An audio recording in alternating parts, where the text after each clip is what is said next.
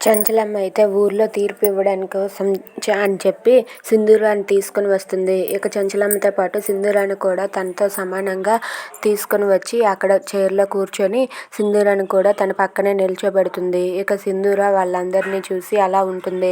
చంచలమ్మ అయితే ఊరి జనాలతో ఇలా అంటూ ఉంటుంది. ఈరోజు నేను మీకు ఒక విషయం చెప్పాలి. ఈ రోజు నుండి నాతో పాటు నా కోడలు సింధూర కూడా ఏదైనా తీర్పు చెప్పవచ్చు. నా కోడలు సింధూర నా ఆస్తి వారసురాలు అని చెప్పి అంటూ ఉంటుంది. అది విని ఊర్లో వాళ్ళంతా అలా మాట్లాడుకుంటూ ఉంటారు. ఈరోజు తీర్పుని నా కోడలే తీరుస్తుంది, ఈరోజు తీర్పు నా కోడలు చెప్తుంది అని చెప్పి చంచలమ్మ సింధూర అలాగే ఊరి జనాలతో అంటూ ఉంటుంది. ఇక వాళ్ళ సమస్య అయితే చెప్తారు.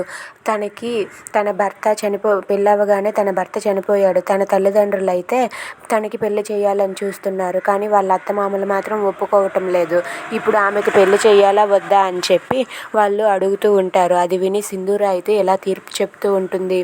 నీకు పెళ్లి చేసుకోవాలనుంటే చేసుకో, అంతేగాని నీ పెళ్లి కోసం నీ అత్తమామలు కానీ నీ అమ్మ నాన్న కానీ ఎవరి ఉద్దేశం అక్కర్లేదు.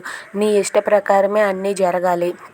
నువ్వు పెళ్లి చేసుకోవడానికి మీ అత్తమామల పర్మిషన్ ఎందుకు అని చెప్పి సింధూర అంటుంది. అది విని చంచలమ్మ ఒక్కసారిగా షాక్ అయ్యి అలా సింధూర వైపు చూస్తూ ఉండిపోతుంది.